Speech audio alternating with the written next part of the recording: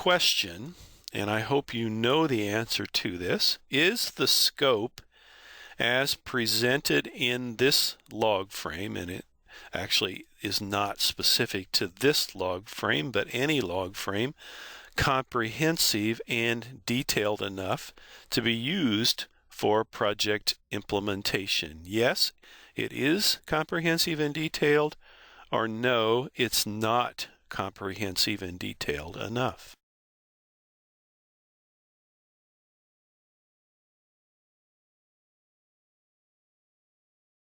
The answer is no.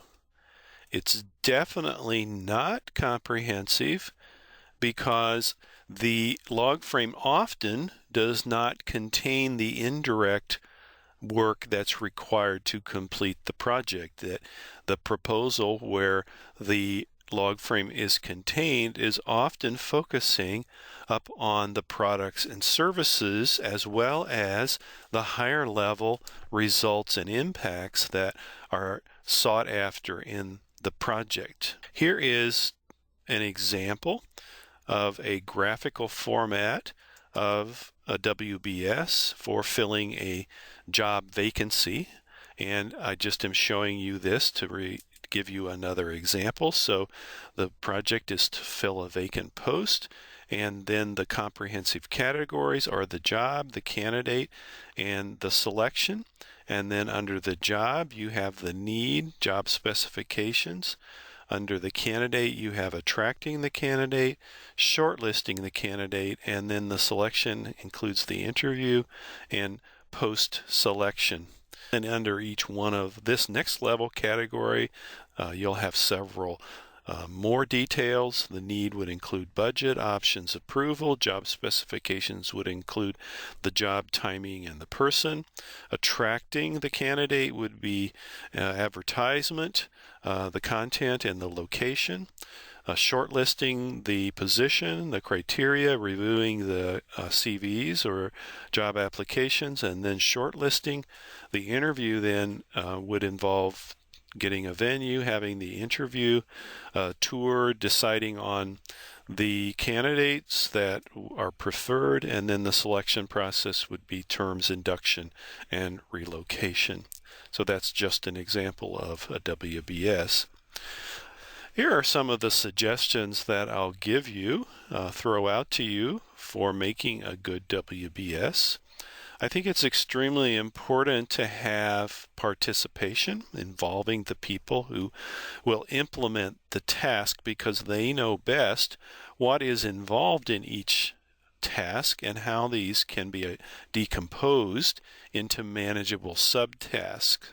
And remember, that's why doing the WBS during the detailed planning phase is extremely important, because those staff that will be doing the implementing may not have been hired or on the job at the time that the identification and design or proposal were written. Secondly, I think it's often useful to use something like sticky notes or pieces of paper to write down the various work packages and tasks and subtasks, and to put those onto a wall or a whiteboard or a blackboard to develop the work breakdown structure. That has the advantage of being able to be moved around as the various work items, tasks are discussed, and then as the WBS is developed.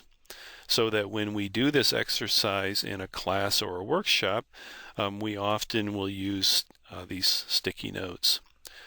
Next, WBS from a previous project can be used as a template project, since some projects resemble a previous project to some extent. So don't be afraid to use the examples that you have from other projects. You don't necessarily have to be original, that a lot of the tasks, a lot of the work packages are somewhat repetitive, and so you can learn from experience.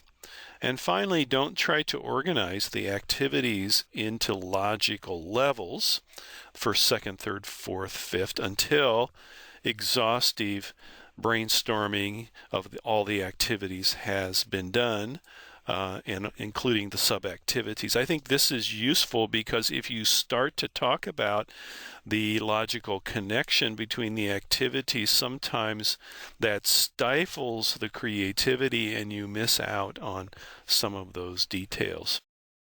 You may or may not know the answer to this question, but let me ask, what is a PERT chart?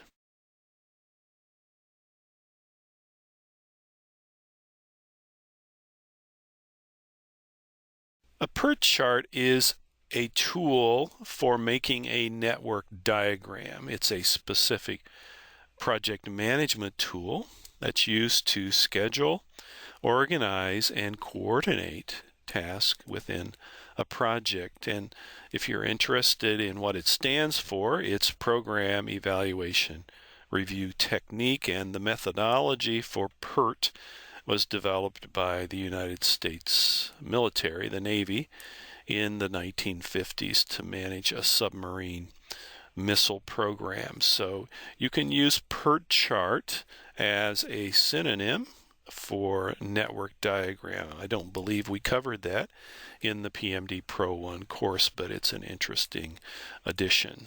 PERT is a graphic illustration of the project as a network diagram. And here are the components of PERT, and they're the same as what you looked at in the PMDPro1 course. First of all, there are numbered nodes, either circles or rectangles, that represent events. Secondly, there are milestones in the project linked by labeled vectors or directional lines. Then the direction of the arrows on the lines indicates the sequence of the task, and tasks that must be completed are in sequence. And then there are dependent and parallel tasks. Let's take a look at the PERT example below on filling a vacancy, the same one that I showed you in the WBS. So study the diagram below and determine the number of pathways that are in this diagram.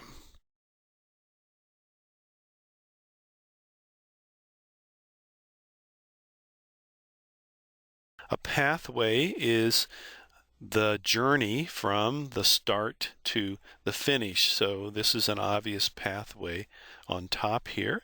And then here you have two pathways. This one goes up there and then comes to the end. This one starts there, goes down, and then comes to the end there. Path number 4 then would go this way, and the final path is down at the bottom. So you have 5 paths that you're looking at there. So you have the nodes that represent the events. You've got the milestones linked by these labeled vectors, these lines.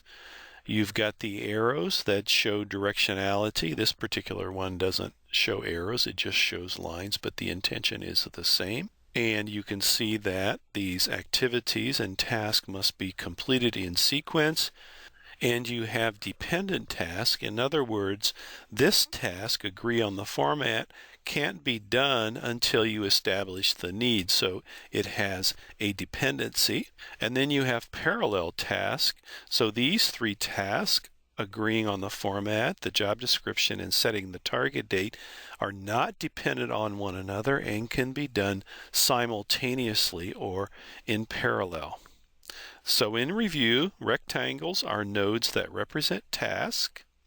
Horizontal lines or arrows represent dependent tasks that must be completed sequentially. And then vertical lines indicate possible concurrent tasks. Now I'd like all of you to do an exercise to practice what I've been talking about. I'd like you to list all the activities and work related to conducting a half-day workshop. So basically, construct a WBS with all the details, all the work that needs to be done.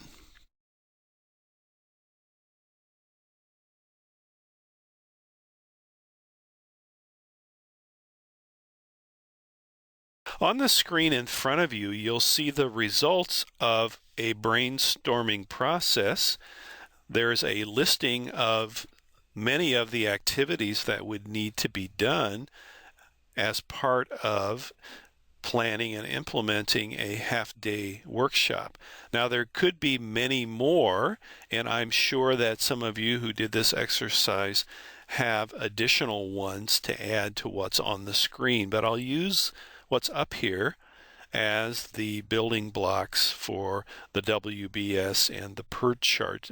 So here's what the WBS might look like when you take those activities that were on the previous slide and put them into a hierarchy with levels, so that you might have arranging for the facilitator, participants, and the venue and equipment as the highest level work packages. And then under each of these, you would have the work that's involved in accomplishing those higher level tasks. And under each of these, if you wanted to keep going, you could develop a lot more detail. Then you'll take that content and you'll put it into the sequenced arrangement that we were talking about, that's called a network diagram or a PERT chart. What I'd like you to do now is to study this particular diagram, and I've hidden all of the arrows. What I'd like you to do is to draw the missing lines and arrows, showing the dependent and the concurrent task on this network diagram.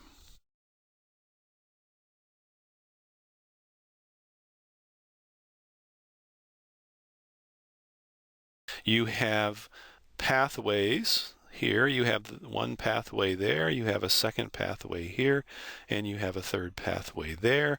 Each pathway has dependencies, tasks that must be done in sequence, and then you'll see that amongst the three pathways, as represented by the vertical lines, you'll have some parallel tasks that can be done concurrently. Finally, I'd like to ask you this question of application and learning transfer. How will you use the work breakdown structure and PERT network diagram to improve your project management?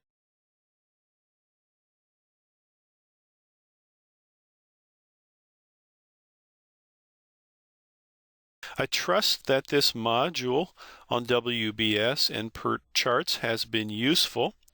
If you still have questions, please try to find someone who can help answer those questions.